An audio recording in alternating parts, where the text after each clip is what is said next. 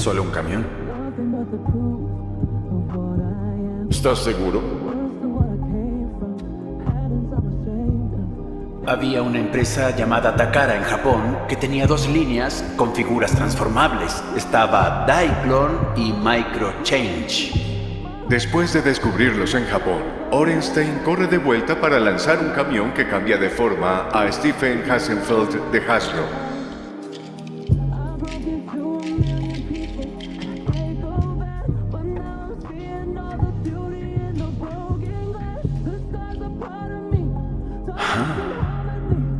Es un vehículo. Es un rompecabezas. Y es una figura de acción. Son 3 juguetes en uno. Me encanta. We're shattering the silence. We're rising, defiant, shouting in the quiet. You're not alone. We listen to the demons. We let them get between us. But none of us are out.